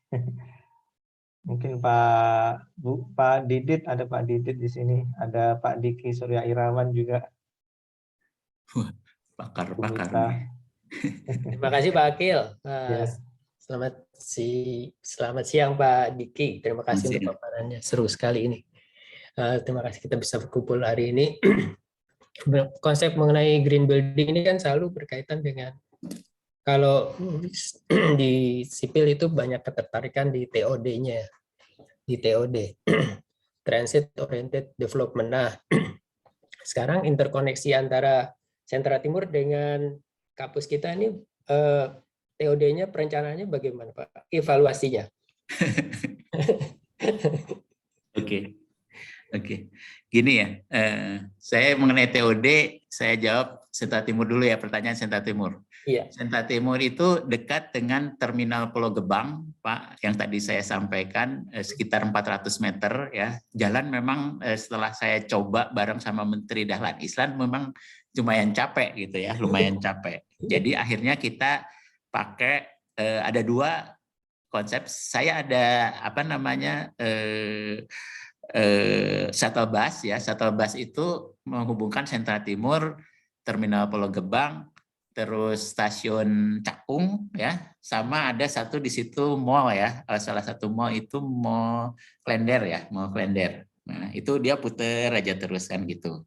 Itu itunya. Dan kedua rupanya Transjakarta sudah melihat di situ begitu banyak itunya penduduknya ya, karena sekarang sekitar di situ udah terbangun itu sekitar 3.000 Pak, 3.000 unit apartemen, sehingga beliau Transjakarta akan membangun rute khusus ya ke sana dan ke Terminal Pulau Gebang, dan mungkin juga ke stasiun ya, itu khusus. Mudah-mudahan pembicaraan sudah banyak, studi udah banyak, udah dicoba juga di lapangan ya, berapa menit dan sebagainya, tapi sekarang belum ada. Mudah-mudahan Pak akan ada ya. Kalau di epicentrum kan mudah ya, udah ada Transjakarta yang masuk, dan juga ada shuttle bus ya. Terus di situ dekat dengan nanti akan dibangun busway kan sudah ada ya. Terus nanti LRT ada kan stasiunnya pas di depan kampus kita. Ya. Terus itu kira-kira Pak jawaban saya. Jadi kita termasuk TOD ya. TOD itu sekarang kalau mamanya di daerah TOD ya dekat itu dapat itu khusus Pak, KLB lebih gitu ya untuk mengusung ini. Kira-kira begitu ya. Itu Pak Budianto ya. Baik Pak, terima kasih. Ya, terima kasih Pak Didit atas pertanyaannya. Ada lagi sebelum saya lanjutkan pertanyaan dari chat room? Saya boleh tanya Pak? Oh iya. Ya, Mbak Halo Pak Diki, kenalin nama saya Mita. Saya menarik sekali presentasinya Pak. Terutama di bagian yang kedua, Bapak bahas mengenai green building ya di Superblok Sentra Timur ya Pak ya. Terus bahas tentang air circulation, thermal comfort di area apartemen. Kebetulan saya tuh pernah tinggal di area apartemen seperti Sentra Timur di Green Pramuka Pak. Jadi merasakan gitu ya betapa kalau tinggal di apartemen itu ketergantungan sama AC-nya agak tinggi Pak kalau kata saya ya, karena panas. Jadi jauh dari kata comfort menurut saya ya, tanpa AC gitu. Jadi begitu Bapak ngomong dirancang dengan air circulation yang tinggi-tinggi, terus jadi saya jadi berpikir, udah ada nggak sih Pak riset tentang sebenarnya penghuni itu nyaman nggak sih tanpa AC gitu karena kan gini, kalau kita gunain AC kan artinya kita menyumbang emisi juga ya nggak sih? Kita make sure gitu desain kita nyaman gitu secara thermal gitu. Tapi saya jadi penasaran gitu, bener nggak sih didesain nih supaya nyaman, bener nggak sih nyaman gitu di penghuni apartemennya? Saya jadi penasaran sih Pak gara-gara Bapak ngomong kayak gitu. Karena pernah tinggal di sana, pernah tinggal di apartemen, aduh tuh panas banget sih kalau nggak pakai AC gitu. Nggak tahu deh secara desain yang di sana mungkin kurang bagus atau seperti apa. Tapi sepertinya pas dilihat agak mirip-mirip, tapi mungkin ada bedanya dikit gitu. Mungkin bisa elaborasi Pak Diki tentang thermal comfortnya. Oke. Terima kasih Mbak Prismita. Ini saya sih udah kenal baik sama Mbak Prismita karena salam buat Sania Pak. Sahabatnya menantu saya ya. Jadi Mbak Prismita ya. Jadi ada idealisme, ada kenyataan gitu ya. Jadi memang perencanaannya gitu ya. Kita udah dirancang sama waktu dulu sama Pak Ridwan Kamil juga, itu perancangnya juga Pak Ridwan Kamil juga. Yang Sentra Timur Pak. Yang Sentra Timur. Ya. Oh, saya baru tahu. Yang Sentra Timur.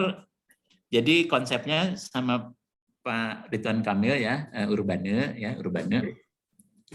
Nah, terus maka itu yaitu konsep waktu dulu itu kita harus buat apartemen yang harganya terjangkau ya, itu dipatok harganya itu harus 144 juta ya, 440 juta.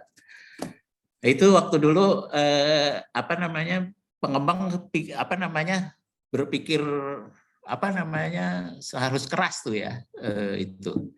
Nah, maka itu konsepnya juga harus harus tanpa AC juga gitu ya. Tapi masalah comfortable itu kan sesuatu hal yang sulit diukur ya.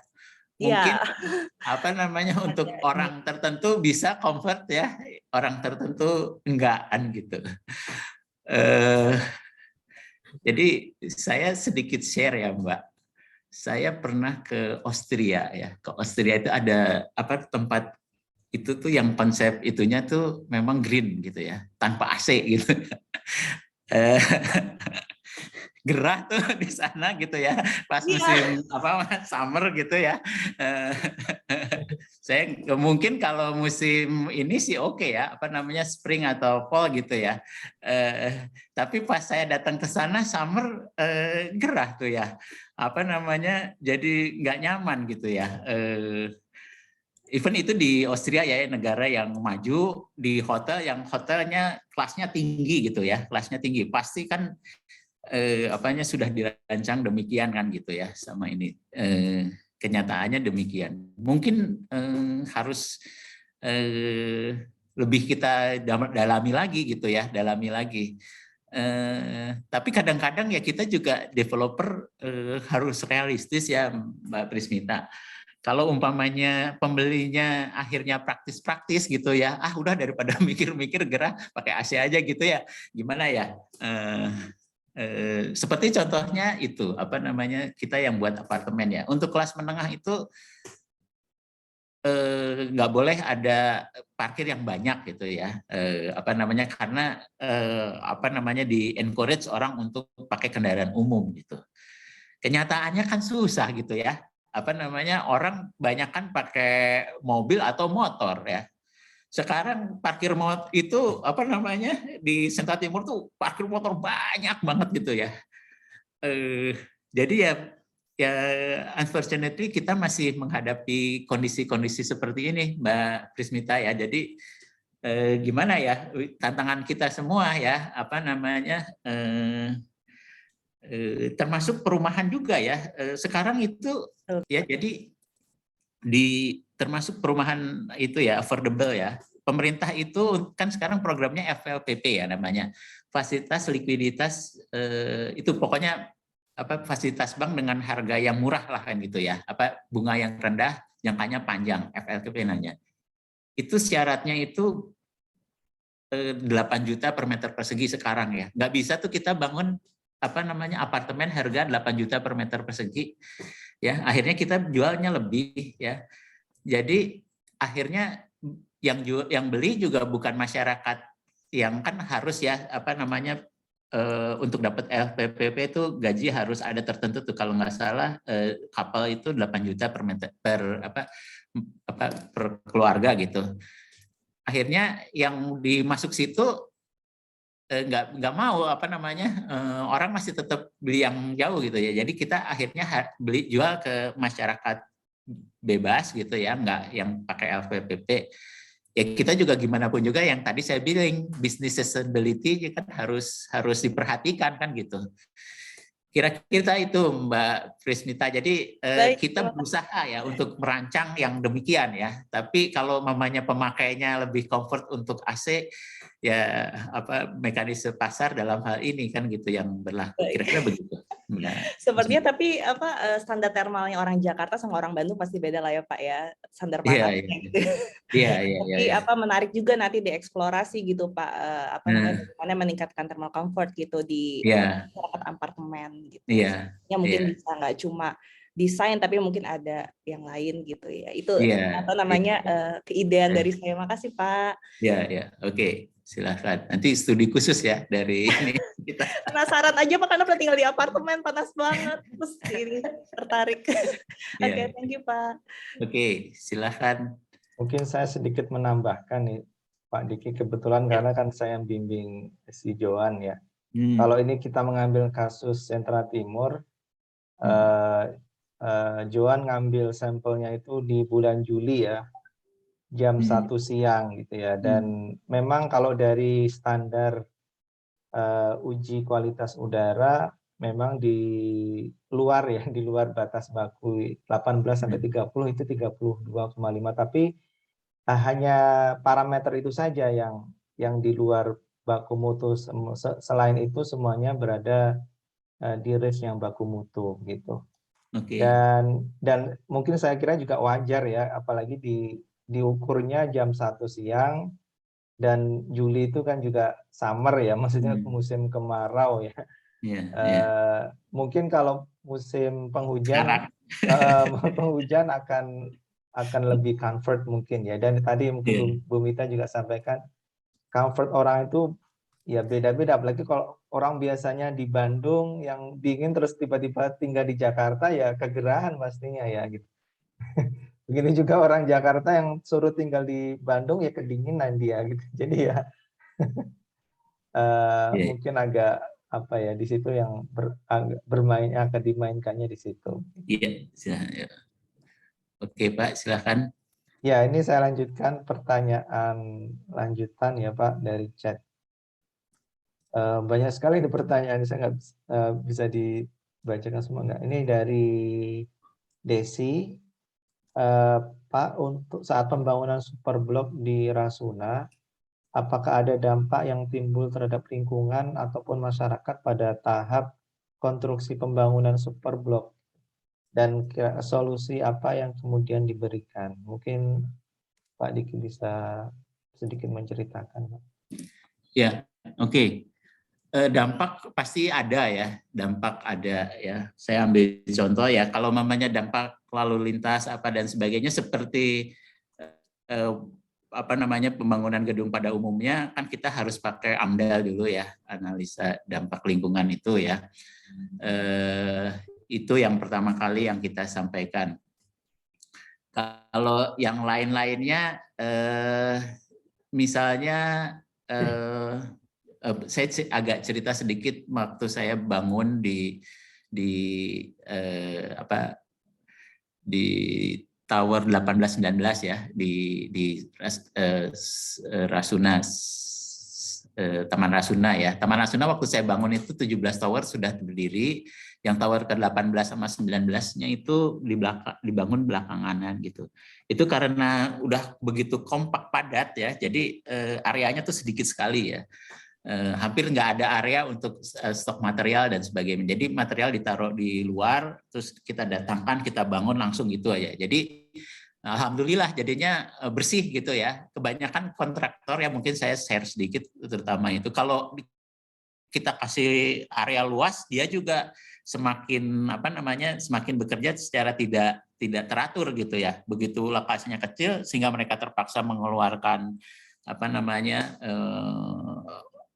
daya upaya supaya cukup, jadi malah jadi bersih gitu ya. Ini juga pelajaran bagi saya. Jadi kalau sama kontraktor jangan kasih area terlalu besar ya, kecil secukupnya saja supaya mereka bisa bekerja secara lebih baik ya untuk construction management ya. Kemudian pada saat itu gedungnya kan berdekatan tuh Pak. Kalau Bapak lihat Taman Rasuna ya, antara gedung dengan lain bersamaan. Kita di situ harus bangun 2 gedung ya di situ. Ternyata ada satu yang terganggu gitu ya, terganggu bunyi. Kemudian itu bule penyewa gitu. Tadinya pusing gimana caranya supaya tidak mengganggu. Akhirnya ini ada istilahnya Pak Iwan Jarot itu smart, itu street smart gitu ya. Kita datengin orangnya gitu. Terus di unitnya itu kita kasih ini peredam suara Pak. Hanya unit dia aja gitu, karena yang ribut cuma dia aja gitu ya. Alhamdulillah kesananya bisa lancar gitu ya. Ini mungkin buat teman-teman dari teknik sipil ya, kalau umpamanya street smart seperti ini gitu yang kita belajar di lapangan gitu, kadang-kadang juga ampuh juga gitu ya. Dampak lainnya Banyak Mbak, banyak ya, apa namanya Mas Mbak ya gitu ya. Ya kita memang harus hati-hati. Kalau ini kan bicara lingkungan ya, kalau mamanya apa namanya longsor apa segala kan kita harus belajar benar-benar ya, apa namanya kita perhatiin benar-benar gitu ya. Mungkin teman-teman dari teknik sipil yang spesialisasi di situ ya, terutama pada penggalian itu apa namanya basement ya, itu kemudian tadi lingkungan kotor ya. Terus banyak ini tuh kalau yang saya alami itu tuh menyebabkan banjir. Padahal sebenarnya dulunya udah banjir gitu ya. Cuma karena ada proyek ini kesempatan gitu untuk ngeklaim gitu ya bahwa banjir akibat proyek. Nah itu tuh pendekatan itu tuh. Maka itu kita sering-seringin apa CSR ya supaya kalau ada apa-apa gitu kita juga apa namanya dilindungi gitu ya. Kira-kira itu. Seperti sungai juga ya, sungai yang di epicentrum itu waktu dulu pernah kita dapat komplain dari yang di hulunya karena itu menyebabkan banjir gitu ya. Terus sehingga waktu dulu kita buka itu apa namanya pintunya gitu ya, sehingga di hilir terjadilah apa rame-rame dapat ikan banyak gitu ya. Karena ikannya pada ke bawah ditangkapin semua. Sehingga kita juga harus ngisi lagi dari awal dan sebagainya seperti itu ya dampak-dampak ya apa namanya maka itu ya saya ke sini ya makin banyak mungkin menyertakan apa bapak-bapak dari dan teman-teman dari teknik lingkungan ya supaya dampak-dampak ini semakin diperkecil ya, terutama masalah itu ya kesehatan health and safety work ya, mungkin kita harus kerjasama ya. Kalau saya kan ini waktunya udah agak tua gitu ya, tapi mungkin nanti dengan dibangunnya apa namanya Rasuna Park ya, mungkin teman-teman bisa lebih berpartisipasi gitu ya. Nanti kita kenalkanlah sama yang sekarang meneruskan apa namanya proyek saya ini. Gitu Pak. Terus silakan yang lainnya. Ya Pak, terima kasih. Ini pertanyaan selanjutnya dari Dini. Apakah pemetaan data spasial juga berperan dalam perancangan superblok di Jakarta? Jika iya, apa saja peran pemetaan data spasial dalam perancangan superblok di Jakarta, Pak? Oke, data spasial itu maksudnya dari satelit ya? Perkiraan saya dari data satelit ya. Kalau kebanyakan sih waktu data spesial waktu kita cari-cari lokasi ya, apa sebelum, karena kalau udah sampai dapat lokasinya terus itu apa namanya datanya benar-benar data lapangan ya, pakai surveyor yang benar-benar pakai apa namanya data geodesi kira-kira ya. Mungkin itu ya kalau spatial saya kalau udah sampai detail seperti itu kadang-kadang nggak menguasain ya Pak ya, karena lebih banyak saya cenderung di manajemen ya, di manajemen. Kalau mamanya udah di teknis kan ada apa bagian khusus ya. Tapi saya sendiri kalau apa namanya data spesial, kalau mamanya cari-cari lokasi ya apa namanya kira-kira sangat bermanfaat ya pada saat cari lokasi ya. Karena ya apalagi di Jakarta ini makin susah aja cari lokasi yang baik ya untuk apalagi superblok ya. Itu kira-kira jawaban saya. Mungkin mudah-mudahan bisa menjawab. Silakan Pak. Ya mungkin tadi data tata guna lahan kali ya. Oh, dana tata guna lahan. Oke. Kalau data tata guna lahan gini, apa namanya yang saya sampaikan, kalau di Jakarta itu apa namanya udah lumayan canggih lah ya, apa namanya dibandingkan dengan daerah lain. Kita bisa akses ya di situ sehingga kita tahu daerah itu penggunaannya apa gitu ya. Apakah bisa apa namanya campuran, apakah bisa residensial, apakah itu taman, apakah apa. Kalau di Jakarta cukup canggih lah kan gitu. Tapi khusus Superblock ya, Superblock biasanya pengembangan besar sampai kita itu bisa dikasih keleluasaan gitu ya. Dulu ada namanya, sekarang juga kalau nggak salah masih ada TPAK namanya ya, Tim Penilai Arsitektur Kota ya. Kita khusus untuk Superblock, kita tim TPAK kita ajak sama-sama studi ke Jepang kemana gitu untuk mendapatkan ini, karena untuk kawasan yang sebesar ini bisa buat revisi ya, revisi dari tata guna ya. Di situ tentu nggak sembarangan ya, kalau TPAK kan isinya profesor semua itu ya, profesor kebanyakan arsitek atau planologi ya, mungkin lingkungan juga ada di situ. Nah itu kira-kira begitu ya. Jadi yang saya sampaikan bahwa kalau di Jakarta tata logam sudah tertata cukup baik, udah computerized ya, bisa kita lihat aksesnya di websitenya Pemda DKI.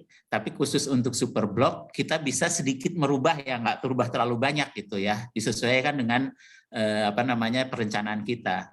Tapi akhirnya kita juga supaya nggak terlalu masalah ya, karena kayak gituan tuh kan buat masalah ya, kita ngikutin aja DKI gini ya, kita ngikutin gitu ya, mungkin ada sedikit perubahan tapi nggak banyak, nggak drastis gitu ya. Kira-kira begitu jawaban saya kalau mengenai tata guna lahan gitu ya. Silakan. Baik Pak, terima kasih. Ini udah jam 11.40, kita masih banyak pertanyaan, mungkin 1 atau 2 pertanyaan lagi ya Pak. Nah, ini dari pertanyaan selanjutnya dari Fahri.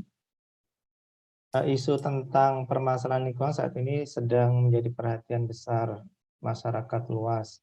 Menindaklanjuti hal itu, pertanyaan yang muncul adalah apa saja keuntungan yang didapatkan jika kita mengadopsi konsep green building dari segi ekonomi? Dan dalam pengembangannya apakah terjadi kesulitan dalam perizinan persetujuannya atau hal yang lainnya? Ya, itu pertanyaannya Pak. Oke. Konsep building tadi mungkin jawabannya ini jawaban saya sama dengan jawaban yang tadi ya, yang ditanyakan oleh Pak Akil ya, apakah itu dan sebagainya. Kalau secara ekonomi saya belum melakukan suatu research ya dan sebagainya, tapi bahwa untuk marketing itu bagus ya, dan juga para arsitek juga sangat concern mengenai ini. Jadi waktu dia mengajukan konsep ini juga selalu ditonjolkan sama mereka. Kira-kira gitu. Apakah itu ya, semakin green tentu perizinannya semakin mudah ya, semakin mudah. Karena kan seperti di Jakarta itu kalau kita buat izin kita harus melalui presentasi di TPAK, TPKB sama TPIB ya, tim penilai arsitektur kota, tim penilai konstruksi bangunan, sama penilai dari ME ya, mechanical electrical. Nah ini semuanya juga ahli-ahli ya, semua juga sangat green concern ya, seperti itu. Jadi ya tentunya kalau konsepnya green akan mudah ya untuk mendapatkan persetujuan. Gitu jawaban saya Pak. Terima kasih Pak. Ini mungkin terakhir ya, pertanyaan terakhir. Ini banyak pertanyaan yang agak teknis juga Pak. Ada yang menanyakan tentang Sentra Timur, penilaian greenship-nya. Jadi nanti mungkin saya bisa mengundang alumni gitu ya untuk mempresentasikan, atau nanti pada kesempatan yang lain, terutama mahasiswa TLK yang ingin lebih tahu detail tentang penilaian greenship dari GPCI di Sentra Timur. Nanti kita akan adakan sesi yang lain ya, bagaimana cara menghitungnya, mengapa dapat nilai tersebut, dan lain sebagainya. Ada beberapa pertanyaan soalnya yang mengarah ke sana. Mungkin ada satu pertanyaan yang ingin saya sampaikan. Ini tentang kebijakan dari manajemen Pak, manajemen Bakriland atau mungkin dari Sentra Timur untuk mengencourage ya, mungkin tenant-tenantnya itu agar tadi mungkin sudah disampaikan ya, bisa menurunkan emisi ya kan yang memakai kan dari tenant-tenantnya itu ya gitu. Apakah ada selain mungkin tadi mungkin ada beberapa poster flyer tadi ya Pak, mungkin ada kebijakan lain gitu ya agar mengencourage agar para penghuninya itu bisa lebih berkarakter green gitu ya, salah satunya dengan cara mengurangi emisi gitu. Ya itu Pak pertanyaannya. Ya itu kami usahakan terus ya. Tadi ada flyer, ada apa namanya pengumuman. Kalau sekarang mungkin dari WA dan sebagainya ya. Dan kita juga karena smart ya, smart itu kan smart konsep itu kan banyak memakai teknologi ya, termasuk hubungan kita dengan pemerintah juga kan gitu ya. Jadi ya ya karena kan gini juga ya, green building salah satunya itu juga bisa juga diatur gini ya, tapi ini apa namanya canggih juga ya. Jadi misalnya AC gitu ya. Kalau nggak ada orang otomatis mati. Itu juga kan udah apa namanya green building apa salah satu itu mungkin kalau mamanya untuk mendapatkan yang sampai platinum sampai gold ya mungkin harus pakai yang sedemikian gitu ya.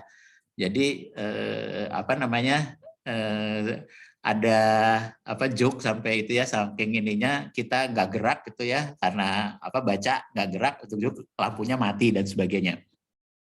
Mungkin itu, tapi itu semua teknologi itu kan ada cost-nya ya. Kalau untuk perumahan menengah seperti itu udah nggak mungkin lah pakai itu. Tapi kalau mamanya perumahan mewah ataupun apartemen mewah mungkin pakai itu bisa ya, sehingga AC kalau nggak dipakai pasti langsung mati dan sebagainya dan sebagainya. Itu mungkin yang menambah nilai green itu gitu. Mungkin Pak, silahkan. Ya Pak, baik. Saya kira untuk pertanyaan yang lainnya nanti kita coba kumpulkan dan mungkin nanti kalau ada kesempatan yang lain kita akan coba tanyakan ke Pak Diki atau mungkin bisa dari dosen-dosen di Prodi untuk bisa membantu menjawab gitu ya Pak, karena kita ada keterbatasan waktu. Jadi untuk sesi tanya jawab kita cukupkan sampai di sini. Mungkin ini ada satu dari saya Pak. Ya. Ini ada satu WA ke saya nih ya. Ini ada pertanyaannya, dengan rencana pemindahan ibu kota baru, apakah konsep superblok masih relevan? Dan terusnya dengan pandemik, apakah konsep superblok dan vertical building masih relevan? Jadi gini, kalau mamanya untuk ibu kota baru, jawaban saya ya, ibu kota baru itu konsepnya superblok ya, superblok yang skalanya kota ya. Jadi di situ kan pasti ahli-ahli isinya ya, perancangannya pasti daerah hijaunya banyak, apa namanya reuse recycle itunya banyak, dan diusahakan untuk apa namanya vertical building di beberapa area dan sebagainya, seperti juga yang kita jumpai di apa namanya di Putrajaya ataupun di Canberra dan sebagainya ya. Terus yang mengenai kalau pandemi ini apakah konsep superblok dan vertical building masih relevan? Yes ya, pandemi kan diusahakan supaya apa namanya dengan sekarang ya apa namanya indoor quality-nya juga kan harus bagus ya, supaya kita bisa bekerja di rumah ya, dan juga bisa rekreasi di taman-taman ya. Jadi kalau superblok tadi kan disebutkan supaya banyak taman. Kira-kira begitu, dan juga sirkulasi udara harus baik. Itu kira-kira begitu Pak. Itu kalau dari saya ini, dari pertanyaan yang ini. Silakan. Baik Pak.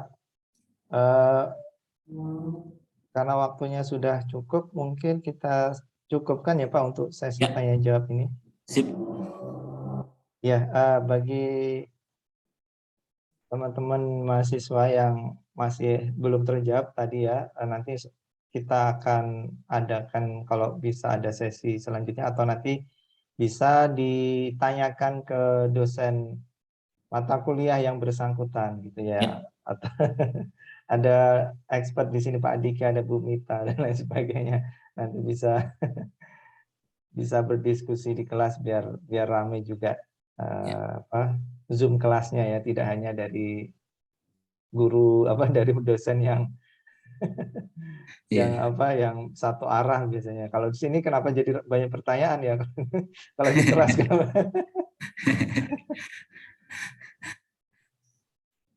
Iya, baik Pak Diki, karena waktu yang memang terbatas, sebenarnya masih banyak yang ingin kita diskusikan, kita tanyakan, dan ingin kita gali banyak dari pengalaman Pak Diki.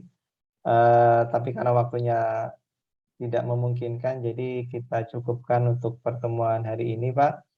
Terima kasih banyak atas waktunya, atas ilmunya, dan semuanya yang sudah di-share kepada kita semua di sini, Pak. Nanti insya Allah kalau ada kesempatan lain, kita insya Allah akan mengundang lagi di sesi yang lain.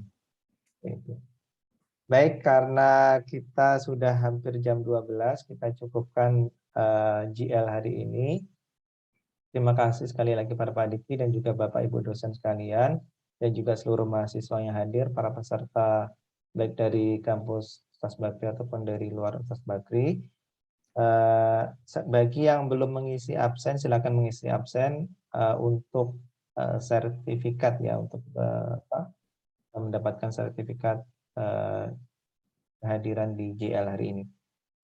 Baik, dari saya cukupkan. Mohon maaf atas segala kekurangan. Assalamualaikum warahmatullahi wabarakatuh.